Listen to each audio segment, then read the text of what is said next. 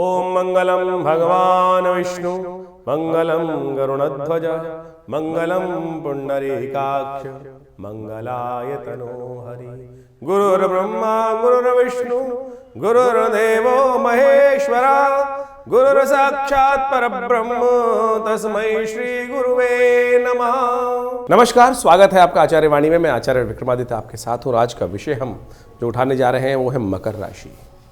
मकर राशि वालों के लिए मार्च के आरंभ काल में ग्रहों का योग किस प्रकार का बनेगा। तो मकर राशि वालों के लिए तो एक जो पीरियड आरंभ हुआ चाहता है, अब मार्च से एक कायाकल्प का समय शुरू हो रहा है। जिस प्रकार के भयावह समय से आप निकल कर आए हैं, वो महत्वपूर्ण समय जो आपके जीवन में आरंभ हो रहा है। साढ़े साथी आमतौर पर ज़िंदगी में 3 बार आती है और ये मकर राशि वालों के लिए साढ़े साथी का अंतिम पीरियड चल रहा है, लेकिन शनि अस्त हो चुके हैं। तो सबसे बढ़िया प्रभाव जो मार्च फरवरी के महीने में बहुत सारे ग्रहों का परिवर्तन हुआ, मार्च में उनके प्रभाव को आप अपने जीवन में महसूस कर पाएंगे। कई सारे ग्रहों का परिवर्तन तो हमेशा होता ही है, तो मार्च में भी शुक्र इत्यादि, शनि इत्यादि नक्षत्र परिवर्तन का योग बनाएंगे। उन सबको आप समझें। ओवरऑल दृष्टिकोण से देखें तो ये समय आपके लिए ऐसा दिखाई दे रहा है कि जैसा सोचोगे वैसा बन सकते हो। यानी अच्छा सोचोगे तो अच्छा घट सकता है। और अभी भी यदि उस साढ़े साथी की त्रास में हो, क्योंकि कई बार क्या होता है कि वो पुरानी कहावत है कि दूध का जला छाछ भी फूंक फूंक के पीता है। तब आपको इस बात को समझना चाहिए, ज्योतिष वो विज्ञान है जो आपको भविष्य को दिखाता है, समझाता है कि ये रास्ते में क्या कुछ होने के योग हैं और किस प्रकार से पीछे जो आपके एक्सपीरियंस हुआ है आप भूल जाइए। रात गई बात गई, परिवर्तन का समय आ चुका है। और जैसा हम कह रहे हैं कि आपके लिए ये समय ऐसा है कि अगर अभी भी भूतकाल में रहोगे तो फिर वही समस्याएं जीवन में जूझने को रहेंगी। सबसे पहले परिवर्तन का समय शुरू हो चुका है। उस भूतकाल से हटकर आज वर्तमान को देखने का प्रयास करें। वर्तमान ग्रह आपके ऐसे हैं कि पॉजिटिव परिवर्तन लाने को तैयार है आपका भाग्य। जी हाँ, आपका भाग्य परिवर्तन लाने को तैयार है। कष्टों को निवारण करने के लिए कर्म तो करना ही पड़ेगा। अवश्यमेव भोक्तव्यम कृतम कर्म शुभाशुभम। और कर्म के अनुसार से ही जीवन में फल बनता है। तो इसलिए प्रारब्ध को बनाने के लिए आपको सबसे पहले कर्म को पूरी तरह से, अब आप जहाँ भी हाथ डालेंगे ना, हमें ऐसा दिखाई देता है कि आने वाले समय में 2025 में आपके लिए महत्वपूर्ण योग बन के दिखाई देंगे इस समय के बाद से, कि जहाँ जहाँ मेहनत करोगे उसके प्रभाव, पॉजिटिव रिजल्ट्स अवश्य मिलने के योग बनेंगे। यदि हम हर वर्ग के हिसाब से देखने का प्रयास करें तो बच्चों के लिए खासतौर पे ये समय जो है बहुत बढ़िया है। साढ़े साथी का प्रभाव था, उसके समय में आपके लिए कुछ दुविधाएं थी, अब वो समय बदल चुका है। और बृहस्पति आपके राशि के दृष्टिकोण से विद्या वाले भाव में बैठकर बच्चों के लिए पॉजिटिव रिजल्ट लाने के योग बना रहा है। अच्छे रिजल्ट आपको प्राप्त होने के रास्ते बिल्कुल बनते दिखाई दे रहे हैं। लेकिन ध्यान रखिएगा, शुक्र, माता पिता को ध्यान रखना चाहिए, शुक्र अभी भी पूर्ण रूप से जो है वो उच्च के हो गए हैं। और ऐसे में कई बार मनोमस्तिष्क में थोड़ी सी मनोभाव जो है थोड़े से बदल सकते हैं। और ऐसे में शुक्र जो है वक्री भी होने वाले हैं, तो थोड़ा सा फिर भी नज़र रखने की ज़रूरत है। थोड़ा सा जो मिट्टी का कुम्हार जो काम करता है तो घड़े को थोड़ा शेप देने का प्रयास करता है। बच्चे वैसे ही होते हैं। यदि माँ बाप हल्का सा थोड़ा सा बस सहारा देने का प्रयास करेंगे तो बहुत अच्छे से जो बेढंगी चाल है उससे चलकर ढंग का रास्ता प्राप्त कर सकते हैं। यदि हम बात करें विशेष तौर पर व्यावसायिक वर्ग के लिए तो बहुत अच्छा योग बनता दिखाई दे रहा है। जो कष्ट का समय था, चाहे वो रिजल्ट्स आने में दिक्कत थी, चाहे वो उधारी की समस्या थी, उन सब से निजात प्राप्त करने के योग आपके लिए बनते दिखाई दे रहे हैं।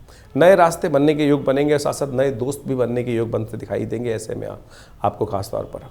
लेकिन चीज़ों को मैनेज करने में भी थोड़ी दिक्कत आने के योग बन सकते हैं। यदि नौकरी वालों की बात करें तो उनके लिए कुछ ना कुछ रास्ता बनेगा। कुछ नए सहायक दोस्त बनते दिखाई दे रहे हैं जो आपके लिए आपके कार्यों में आगे बढ़ने की स्थिति दे सकते हैं। जो शादीशुदा लोग हैं उनके लिए खास तौर पर ऐसा बन रहा है समय इस वक्त कि उनको जीवन साथी को विशेष तौर पर प्रसन्न रखने का प्रयास करना चाहिए। ये समय ऐसा चल रहा है उनके लिए कि जितना उनका भाग्य जो है वो जीवन साथी के हाथ में है। वहीं यदि हम बात करें स्त्रियों के लिए तो ग्रह योग ऐसा बन रहा है, आपकी राशि के दृष्टिकोण से देखा जाए तो बहुत सारे भाग्य से रास्ते बनते दिखाई देंगे। बहुत सारे नए दोस्त जीवन में प्राप्त होने के योग बन सकते हैं।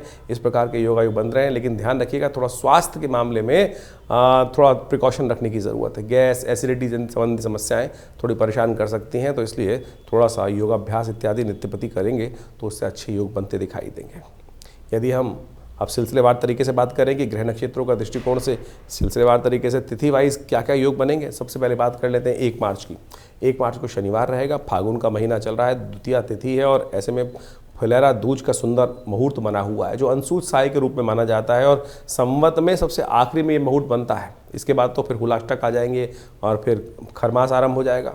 ध्यान रखें, कोई नया मुहूर्त करना हो बिना पंचांग के देखे इस शुभ मुहूर्त का लाभ ले सकते हैं। ना तो कोई भद्रा का दोष है, ना कोई और दोष है, तो सुंदर रूप से कोई भी बड़ा कार्य करना हो तो उसका इस मुहूर्त का लाभ लेते हुए कार्य करने का प्रयास करें। यदि ग्रह नक्षत्रों के दृष्टिकोण से देखें तो ग्रह दिखा रहे हैं कि आपके लिए रास्ता बनता दिखाई दे रहा है।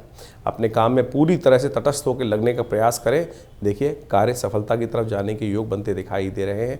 थोड़ा सा ये ध्यान रखना है कि थोड़ा सा बहुत सारे लोग आपको थोड़ा सा काम से हटाने का प्रयास कर सकते हैं, अपने कामों में लगाने का प्रयास कर सकते हैं। थोड़े मतलबी लोगों से बचते हुए कार्य करने का प्रयास कीजिएगा। कुछ मतलबी दोस्त आपका नुकसान करा सकते हैं, तो ऐसे में 2 दिन के लिए खासतौर पर ध्यान रखें, अपने कार्यों में पूरी तरह से ध्यान लगाएं, काम होगा। एक बात और ध्यान रखें, बुध ग्रह परिवर्तन की तरफ जा रहे हैं। बुध ग्रह शनि के नक्षत्र उत्तरा भाद्रपद नक्षत्र में प्रवेश करते दिखाई दे रहे हैं और वो वहाँ पर थोड़े से कमज़ोर और होते दिखाई दे रहे हैं। थोड़ी सी आलस्य प्रवृत्ति परेशान कर सकती है, चीज़ों को मैनेज करने में थोड़ा सा संघर्ष ज़्यादा करना पड़ेगा। तो इसलिए कोशिश ये करें, थोड़ा बड़े बुजुर्गों का आशीर्वाद लेकर काम करें। चंद्र दर्शन होगा शाम को, कोशिश ये करें, गौ पूजन शाम को अवश्य करें, कल्याण होगा। 2 तारीख की बात कर लेते हैं, 2 मार्च की, रविवार का अवसर, तृतीया तिथि है इस दिन। और इस दिन एक विशेष परिवर्तन का योग बन रहा है कि ग्रह नक्षत्रों के दृष्टिकोण शुक्र महाराज जो है सुबह 6:50 पर वक्री गति को प्राप्त कर रहे हैं। यानी थोड़े से, वक्री का मतलब होता है सीधी चाल चलते हुए शुक्र की गति जो है वो धीरे धीरे अंश को कम करती चली जाएगी और वो वक्री हो रहे हैं, यानी उनका प्रभाव धीरे धीरे कम हो दिखाई दे रहा है। यानी ग्रह सीधा चलने के बजाय उल्टी चाल की तरफ चलते दिखाई दे रहे हैं। तो ये थोड़ी सी आपकी चाल में परिवर्तन कर सकता है। बहुत सारे मित्र गण दोस्त हैं, वो कुछ और बात पे ध्यान दे सकते हैं। यानी जब आपको, जिसने आपको कमिटमेंट करके गया था कि मैं तेरे साथ खड़ा हूँगा, वो शायद कई मामलों में धोखा दे सकता है। पार्टनर, मित्र, भाई, जिन भी कमिटमेंट पे आप विश्वास कर रहे हैं, शायद आखिरी मोमेंट पे जाकर आपको धोखा दे सकते हैं। ऐसे सावधान हो जाना चाहिए, आपको पहले से व्यवस्था करके रखें। एक और महत्वपूर्ण परिवर्तन का योग बन रहा है। शनि महाराज जो चल रहे थे बृहस्पति के नक्षत्र पूर्वा भाद्रपद के में, वो तृतीय चरण पर प्रवेश करते दिखाई दे रहे हैं। और शनि की ये गति बहुत अच्छी नहीं कही जा सकती, लेकिन अस्त है, इसलिए कुछ ज़्यादा चिंता करने की ज़रूरत नहीं है। रविवार का अवसर है, कोशिश ये करें अपने ग्रहों को शांत करने के लिए गायत्री की उपासना करें, गायत्री का यज्ञ करें, सूर्य भगवान को जल दें, इससे कल्याण का योग बनेगा। हमने विवेकानंद योगाश्रम में इस शुभ तिथि में एक तो होलाष्टक जो आ रहे हैं उससे निवारण के लिए भैरव यज्ञ रखा है और नवग्रह शांति महायज्ञ रखा है। आप भी चाहें तो उस यज्ञ में सम्मिलित होकर बहुत सुंदर तरीके से भगवान की आराधना कर सकते हैं। शास्त्र कहता है यज्ञो वही श्रेष्ठतम कर्म। और आज बड़ी विडंबना हो गई है कि हमारे समाज से धीरे धीरे यज्ञ लोप होते चले जा रहे हैं। लोग कथाओं की तरफ प्रेरित होते चले जा रहे हैं और बहुत सारे कार्य करते हैं, लेकिन जो भारतीय संस्कृति, सनातन संस्कृति का एक अभिन्न अंग था यज्ञ परंपरा, वो धीरे धीरे लोप होती चली जा रही है। हमने विवेकानंद योगाश्रम में बहुत लंबे समय से, करीब पिछले 60-70 सालों से नित्य प्रति 8 घंटे यज्ञ की व्यवस्था बना रखी है। और रविवार के दिन सब लोग उस यज्ञ में बैठ सकते हैं, सामूहिक यज्ञ में। तो आप सादर इस रविवार को होने वाले यज्ञ में आमंत्रित हैं। पहला रविवार के लिए उसमें हम आएंगे तो बहुत सारे लाभ आपको प्राप्त होंगे। 3 तारीख के दिन बात कर लेते हैं, सोमवार का अवसर है, चतुर्थी तिथि। और ये चतुर्थी बहुत ही विशेष बनकर आ रही है, मनोरथों को सिद्ध करने वाले चतुर्थी है। अविघ्नकर व्रत इस चतुर्थी के दिन किया जाता है, विघ्नों को नाश करने वाला यज्ञ। और ऐसे में ग्रहों का योगायोग आपके लिए जो स्थिति उत्पन्न कर रहा है वो थोड़े खर्चे बढ़ाते दिखाई दे रहा है। ध्यान रखिएगा, स्वास्थ्य और खर्चों पर अननेसेसरी के खर्चे ना हो, उसके लिए थोड़ा सा अपने आप को बैलेंस करके चलने का प्रयास करें। भद्रा है इस दिन, तो ऐसे में भद्रा है तो कोशिश ये करें कि नए कार्यों में हाथ डालने से बचना चाहिए। चतुर्थी तिथि वैसे ही रिक्ता तिथि मानी जाती है, तो ऐसे में अविघ्नकर व्रत करने का आपको प्रयास करना चाहिए। अविघ्नकर व्रत मतलब विघ्नों को होने से पहले ही शांत कर दें। तो ऐसे में कहा जाता है कि भगवान गणेश के निमित्त कुछ आहुतियाँ दें, हो सके तो तिल का दान, व्रत कर कर, तुलसी का भक्षण कर कर। और ऐसे में कहा जाता है कि गणेश जी के निमित्त पूजन करने के उपरांत जहाँ यज्ञ इत्यादि हो वहाँ तिल का 4 लोटू तिल का दान करना चाहिए। काले तिल दान करना सबसे श्रेष्ठ माना जाता है। 4 तारीख की दिन बात करें, मंगलवार का अवसर, पंचमी तिथि विद्यमान है। और इस दिन एक महत्वपूर्ण परिवर्तन होगा। सूर्य महाराज बृहस्पति के नक्षत्र पूर्वा भाद्रपद नक्षत्र में प्रवेश करेंगे और सूर्य ऐसा विशेष योग बना रहे हैं आपकी राशि के दृष्टिकोण से इस वक्त कि जहां आपको खास तौर पर पॉजिटिव रिजल्ट्स देने के योग बन सकते हैं। अच्छा सोचें, अच्छा विचार करें, इस बात का ध्यान रखें। ऐसे में ध्यान रखिएगा आपके मुख से जो भी बातें निकलें उस पर अमल करने का प्रयास कीजिएगा। यहाँ पर कई बार क्या होता है कि हम बहुत सारी चीज़ों को सोचते हैं, एनालाइज करते हैं और उसके बाद कई बार नेगेटिव थिंकिंग अपना लेते हैं। नेगेटिव थिंकिंग नहीं, पॉजिटिव विचार रखने का प्रयास करें। इस वक्त ग्रह आपके ऐसे योग बना रहे हैं कि जैसा आप सोच के जाएंगे वो चीज़ आपको सामने मिलेगी। बहुत सारी मनोकामना पूर्ण होने के योग बनते दिखाई दे रहे। और एक बात और ध्यान रखिए, मनोरथ चतुर्थी गई है अभी। मनोरथ सिद्धि के लिए ऐसे में सुंदर रूप से भगवान का स्तवन कर लें। इस दिन सुंदरकांड का पाठ हमने विवेकानंद योगाश्रम में रखा है, आप भी उसमें सम्मिलित हो सकते हैं, जो शाम को करीब करीब 5 बजे से लेकर रात के 10 बजे तक भंडारे के साथ रहेगा। सादर आमंत्रित है आप इस कार्यक्रम के अंदर। बात कर लेते हैं 5 तारीख की। 5 तारीख का बुधवार का अवसर, षष्ठी तिथि विद्यमान है, सर्वार्थ सिद्ध योग बनकर आया हुआ है। और सबसे बड़ा परिवर्तन ये हो रहा है कि पंचम में बैठे हुए बृहस्पति उच्च के चंद्रमा के साथ एक स्पेशल योग बनाएंगे, जिसे गजकेसरी योग कहा जाता है। और ये आपके लिए वारे न्यारे कर सकता है। आने वाले 2-3 दिन स्वास्थ्य, ये आपके लिए कई मामलों में, धन के मामले में, लाभ के मामले में, सेविंग्स को बढ़ाने के मामले में, आपके वर्चस्व को बढ़ाने के लिए अच्छे योग बनाते दिखाई देंगे। सर्वार्थ सिद्ध योग भी बना हुआ है, होलाष्टक से पहले आखिरी योग बन रहा है। तो ऐसे में कुछ नया कार्य आरंभ करना हो तो अवश्य रूप से उसका लाभ लेके कार्य करेंगे तो अच्छा योग बनता दिखाई देगा आपके लिए। गणेश जी का स्तवन करें, गणेश जी को पीले पुष्प अर्पित करें, कल्याण होगा। 6 तारीख की दिन बात करें, बृहस्पतिवार का अवसर, सप्तमी तिथि है और यहाँ ग्रह नक्षत्रों के दृष्टिकोण से योग बन रहा है। वो आपकी राशि के दृष्टिकोण से, अब जैसा हमने कहा कि बृहस्पति के साथ चंद्रमा विराजमान होकर ग्रह ऐसा बना रहा है योग कि आप जो भी कार्य करें उसमें जो बीच में अड़ाने की कोशिश करेगा टांग, उसका स्वयं का नुकसान होगा। तो आप तो बिल्कुल चिंता निर्द्वंद भाव से आगे बढ़े, कार्य आपके सिद्धि होने के योग दिखाई देते हैं। विद्या के क्षेत्र में लाभ प्राप्ति के योग बन सकते हैं। भाग्य से बहुत सारे मामलों में आपके लिए समय अनुकूल बनता दिखाई दे रहा है, लेकिन अगर ये आप बैठे रहे तो फिर कुछ नहीं मिलेगा।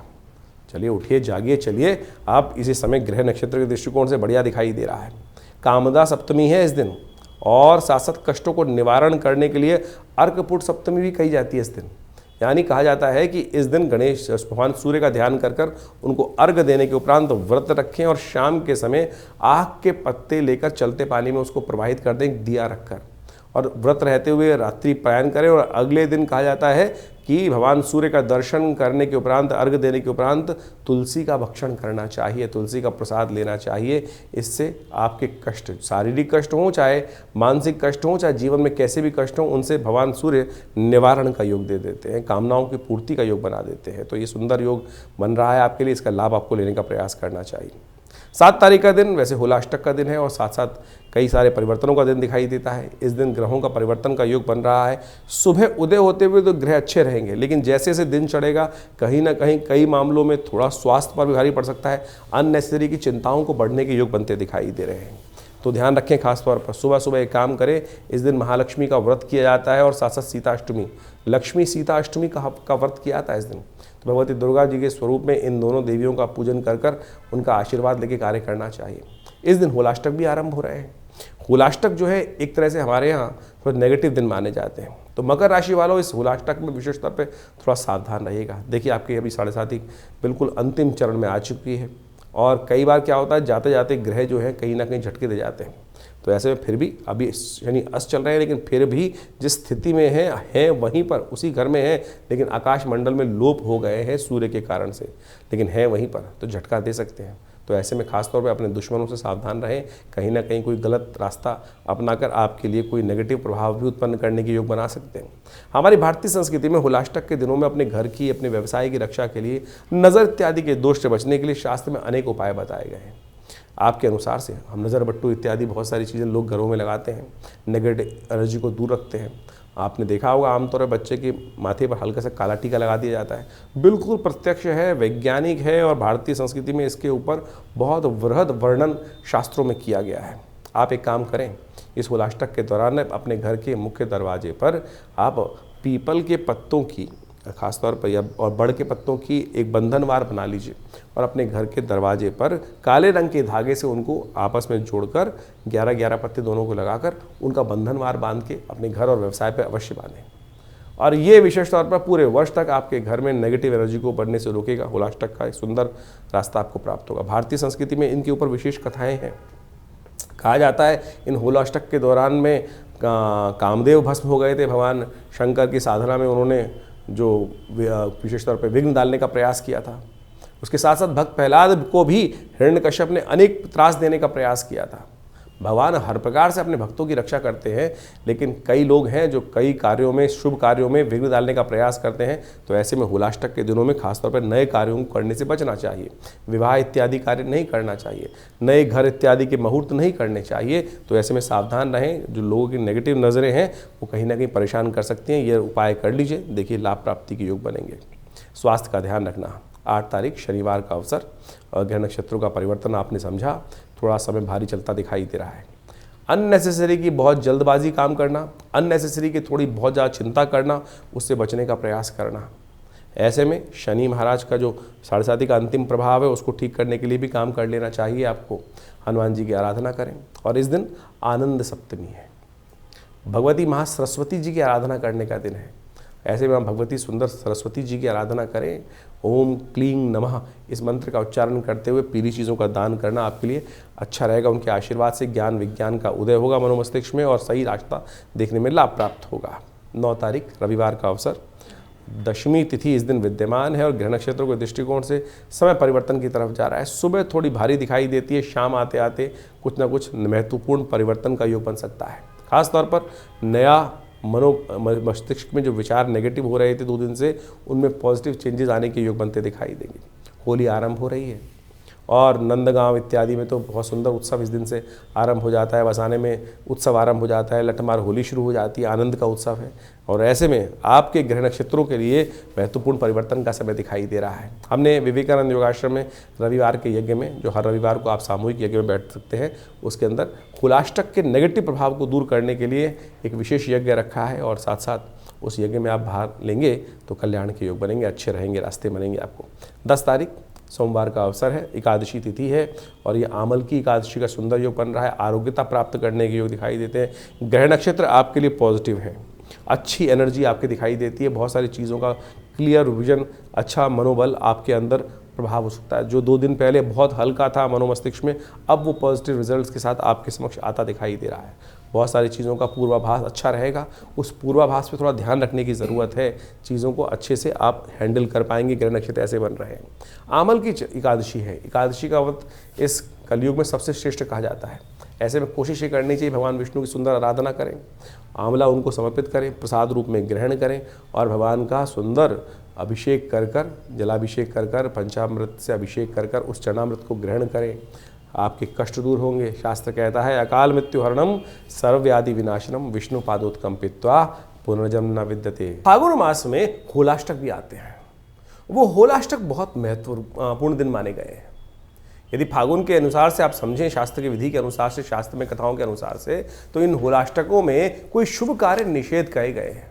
उसकी 2 कथाएं शास्त्र में बहुत प्रचलित हैं। एक कथा तो ये है कि जब भगवान का जो शंकर थे वो साधना में थे और कामदेव ने उनकी साधना को भंग करने के लिए कामस्त्र का प्रयोग किया था, तो उस समय में भगवान ने कामदेव को भस्म कर दिया था। और दूसरी कथा एक और है कि जब हिरण्यकश्यप और हिरण्याक्ष इत्यादि थे और वहाँ पर भक्त प्रहलाद पर उन्होंने अनेक प्रकार के अत्याचार उपस्थित किए और उन सब अत्याचारों में इन 8 दिनों में भक्त प्रहलाद को भक्ति से विमुख करने के लिए अनेक प्रकार के त्रास दिए गए और अंत में उस भक्त प्रहलाद को अग्नि में उपस्थित कर दिया गया था, जिसको होलिका लेकर बैठ गई थी। और चमत्कार हुआ, भगवान ने वास्तविक तौर पर जो शास्त्र में कथा के अनुसार से कहा जाता है कि भक्त प्रहलाद भगवान की कृपा से बचकर आ गए और होलिका जल गई। तो ये समस्त जो कथाएं हैं ये शास्त्र में कहीं ना कहीं हमारे कष्टों को दूर करने के लिए कुछ सूत्र देती हैं और हम ज्योतिष विज्ञान के माध्यम से आपके समक्ष उन्हीं उपायों को यहाँ उपस्थित करने का प्रयास करते हैं कि जो पुराणों इत्यादि में वर्णित किए गए हैं। देखिए, ज्योतिष को आज की तारीख में कुछ लोगों ने केवल टोटकों पे बांध दिया है और ऐसे उपाय जिनका कोई औचित्य नहीं है उनको करने से कोई फायदा होने वाला है नहीं।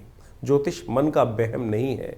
ज्योतिष कोई ऐसा प्लेसिबो नहीं है कि जिसको कह देते हैं कि शायद कर लो, नहीं। ज्योतिष में जो प्रमाण हैं वो पुराण इत्यादि में बहुत सुंदर तरीके से वर्णित किए गए हैं। कलिकाल में ये हमारा इतिहास है, जो पुराण में कथाएं हैं ये हमारा इतिहास है, ये शास्त्रों में ऋषियों का अनुभव है जो उन्होंने उन कथाओं के माध्यम से वहाँ वर्णित किया है और उसी के हिसाब से पंचांग का निर्माण किया जाता है, उन तिथियों का निर्माण किया जाता है, उन तिथि में जो उत्सव बताए जाते हैं वो सब के सब वहाँ वर्णित हैं।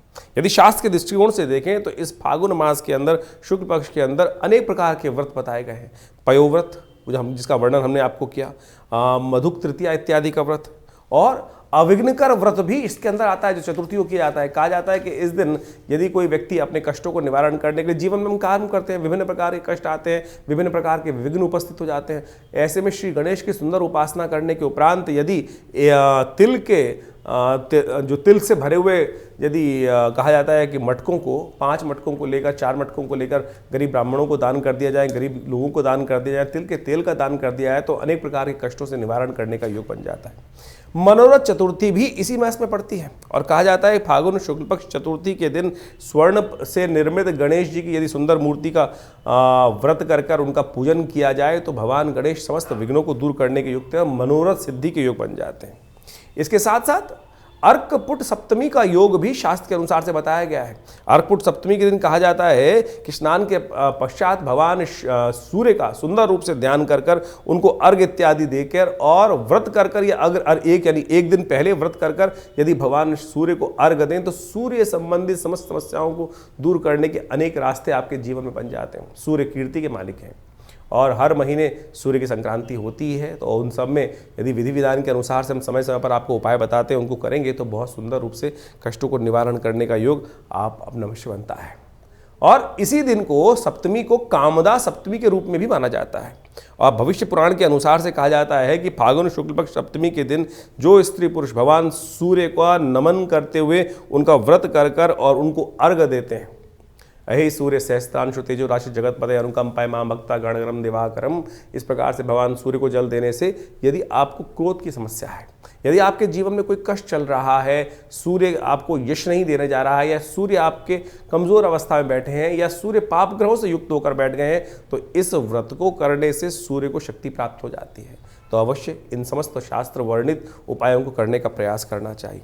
और विभिन्न पुराणों इत्यादि में जिस प्रकार का वर्णन किया गया वो हम समय बताते हैं। और एक सबसे बड़ा त्यौहार और भी आता है, भगवान जिसको कहा जाता है कि अभी हमने होलाष्टक के बारे में आपको वर्णित किया ही किया। उसके बाद पूर्णिमा के दिन चंद्रदेव का जन्मदिन माना जाता है। कहा जाता है कि चंद्र दोष जिनकी कुंडली में लगा हुआ हो या किमुद्रम योग कुंडली में जगह लगा हुआ हो, तो इस दिन भगवान चंद्रदेव की सुंदर उपासना करने से अनेक कष्टों को दूर करने का योग बन जाता है। जो चंद्रव्रत का वर्णन होगा वो अगले एपिसोड में हम आपको बताने वाले हैं, जब बीच में जो वर्णन आएगा, क्योंकि इस दौरान जो ग्रहों का योग पड़ रहा है वो हमने आपके समक्ष उपस्थित किया। तो आपको इन सब चीज़ों को सत्य रूप में समझने का प्रयास करना चाहिए। ये हमने इस कार्यक्रम के माध्यम से जो भी चीज़ें पंचांग के अनुसार से आपके समक्ष रखने का प्रयास किया है। कई लोग तथाकथित तौर पर ये बात को भ्रांति समझते हैं कि भैया ये उपाय से कुछ नहीं होने वाला। अरे शास्त्र में जो उदाहरण है उनको करके उन्होंने जो कथाएं बताई गई हैं उन सबके जीवन में कष्ट को दूर करने का मार्ग बना के नहीं बना। आपका विश्वास चाहिए, आपकी श्रद्धा चाहिए, और श्रद्धा से कष्ट निवारण करने का योग अच्छा बन जाता है। एक बात और समझें, वास्तविक तौर पर ऐसा कोई भी कष्ट नहीं है जो आज आया है पहले ना आया हो। ये संसार अविरल क्रम से चलता आया है। तो जो उन सब योग, अगर आप वेद पुराण इत्यादि पढ़ें, अथर्ववेद को पढ़ने का प्रयास करें, तो वहाँ अनेक मनोकामनाओं की सिद्धि के लिए शास्त्र में अनेक उपाय बताए गए हैं। यजुर्वेद इत्यादि संहिता में तो अनेक प्रकार से इन सब चीज़ों का वर्णन किया गया है। अथर्ववेद के अंदर स्वास्थ्य संबंधी समस्याओं को ठीक करने के रास्ते मिलते हैं, तो यजुर्वेद के अंदर मनोकामनाओं की सिद्धि पूर्णित करने के लिए अनेक उपाय शास्त्र में वर्णित किए गए हैं, जैसे रुद्राष्टाध्यायी। रुद्राष्टाध्यायी के अंदर विभिन्न मंत्र हैं, विभिन्न मनोकामनाओं की पूर्ति के लिए भगवान शंकर से प्रार्थना की जाती है, और सत्य माने भगवान की प्रार्थना से वो समस्त कष्टों का निवारण करके योग बन भी जाते हैं। तो इसलिए अपने मन की शंकाओं को दूर करें। लोग होंगे बहुत सारे जो आपके मन में शंकाएं उत्पन्न करने का प्रयास करते हैं। बहुत सारे इस संसार में भांति भांति के लोग हैं, 5 उंगलियां बराबर नहीं होती। तो कोशिश ये करें कि संसार में जो आपको उत्साहित करने का प्रयास करें, सत्य मार्ग में डालने का प्रयास करें, उनका अनुसरण करने का प्रयास करें। एक पुरानी कहावत है, उन लोगों के बीच में ना रहें जो आपको हतोत्साहित करते हों, जो आपके धर्म पे आक्षेप करने का प्रयास करते हों, जो आपको पदभ्रष्ट करने का प्रयास करते हों। सत्य राह पर चलने, धर्म का पालन करना शास्त्र का एक नियम है, और जो धर्म के साथ चलते हैं, धर्म के वर्णित नियमों के अनुसार से चलते हैं, धर्म में वर्णित परंपराओं का निर्वाह करते हैं, धर्म स्वयं उनकी रक्षा करता है। ये शास्त्र में अद्भुत रूप से वर्णित किया गया है। ज्योतिष बिल्कुल सनातन की एक सुंदर परंपरा है, और धर्म से विमुख होकर ज्योतिष का कोई जो निदान पार्ट है उसका तो कोई लाभ मिलेगा ही नहीं है। तो इसलिए निदान चाहते हैं तो अपने आप को सरल करने का प्रयास करें। हमने समस्त कार्यक्रम के माध्यम से आपके समक्ष पूरा जो वर्णन था ग्रहों का इस समय का, उसके समक्ष आपको वर्णित किया है और आशा करते हैं कि प्रयास जो आप करेंगे सही दिशा में, जो उपाय सरलतम उपाय हमने आपके समक्ष रखे हैं और उन सबको कर आप अपने कष्टों का निवारण भी कर सकते हैं बिल्कुल। और हम रविवार को विवेकानंद योग आश्रम में एक बड़ा कार्यक्रम अब आरंभ करने का हमने सुंदर प्रयास किया है। महीने के हर पहले रविवार को हम यहाँ पर आश्रम में सुंदर जन्मपत्रियों का, जो बहुत सारे लोगों के समस्याएं जीवन में होती हैं, वो कष्ट निवारण चाहते हैं लेकिन जो आश्रम की जो फीस इत्यादि हैं वो देने में बहुत सारी समस्याएं लोगों के साथ होती है। तो हमने महीने के पहले रविवार के दिन सुबह 8 बजे से लेकर करीब 11 बजे तक एक कार्यक्रम रख दिया है। उसमें आप जो भी आना चाहें आश्रम पे आना पड़ेगा, फ़ोन पे बात नहीं हो पाएगी और वहाँ आश्रम पर आकर अपने प्रश्नों का समाधान निःशुल्क रूप में जान सकते हैं। बिल्कुल कोई फीस नहीं रखी जाएगी रविवार वाले कार्यक्रम में। सुबह 8 बजे से लेकर पहले रविवार के दिन, हर महीने के पहले रविवार के दिन करीब सुबह 8 बजे से लेकर 11 बजे तक एक कार्यक्रम रहेगा। यज्ञ भी होगा उसमें अंदर और आपके प्रश्नों का समाधान देने की सुंदर व्यवस्था आश्रम की तरफ से रख दी गई है। दिल्ली में विवेकानंद योगाश्रम जमुना पार्क लक्ष्मी नगर में स्थित है। फ़ोन नंबर्स आपके सामने स्क्रीन पर चल रहे हैं। आप जो भी अपनी प्रश्न हो उनको व्हाट्सएप के माध्यम से भी भेज सकते हैं और पर्सनली रविवार के दिन आकर उनका निदान भी जान सकते हैं। धन्यवाद, नमस्कार।